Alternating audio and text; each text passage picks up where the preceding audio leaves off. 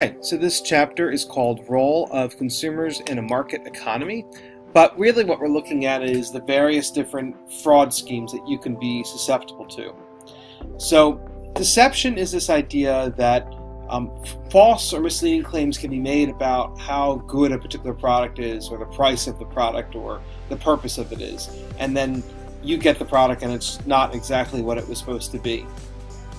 And then we also call another kind of term of art that's used in this scheme is something called Pigeon Drop.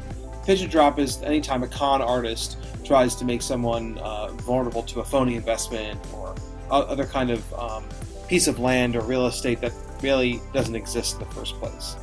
It's the kind of people that say, I can sell you the Brooklyn Bridge, but there's no way that anyone could sell you a bridge. It's owned by the government. So that's what they call a pigeon drop. It's just a swindle of some kind.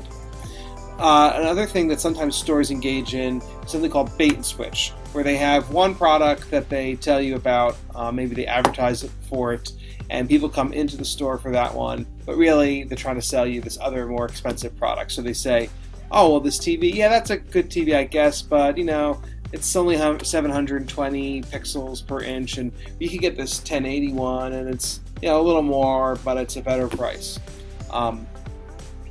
Bait and switch. Come in for one thing, we end up with something else. A fake sale is when someone's selling something, but actually keeps the items at a regular price. So it seems like it's on sale, but really it's not. It's just a fake sale. Not really lower in price. Sale, we usually think of it's being a lower price. Lowballing is when advertisers advertising a service rather at an unusually low price to lure customers in, attempting to persuade them to get other things that they might want. So you say, all right, well, I'll clean the outside of your house for $50, and then now they're also selling you other kinds of cleansers or finishes that you can put on your house that have nothing to do with what they were going to sell in the first place, and then now those things are really expensive too.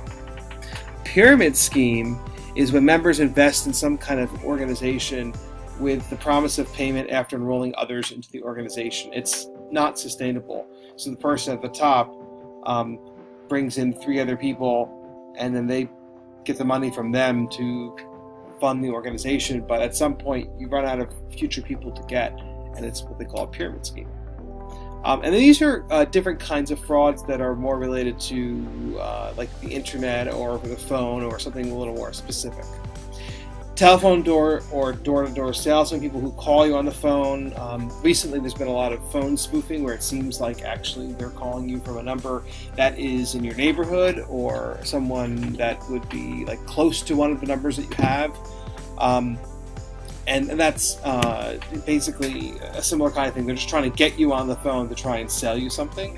And a lot of times you really have to be careful with people who come to your door selling magazines or other kinds of services, that they're actually reputable. There's no way to really know for sure. So it's better not to really deal with them. And there's also health and medical product frauds. It's when they have deceptive advertising for an expensive pillow cream, but it doesn't really do the thing that it said it was going to do. It's supposed to reduce wrinkles, but it doesn't.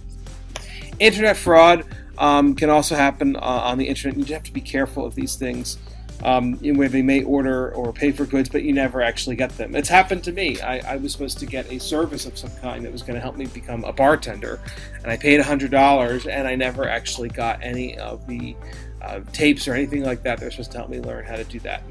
It was all an internet fraud. And they also were kind of on the phone as well. It was the combination of the two of them.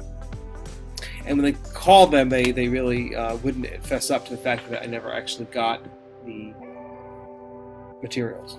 Identity theft is when someone takes your personal information, like your social security number or your credit card number, and starts becoming you and charging things. So you have to really be careful with the way that you spend money. Make sure that you're going with a company that is reputable. And all these things, you really have to be on the lookout for the possibility of fraud taking place.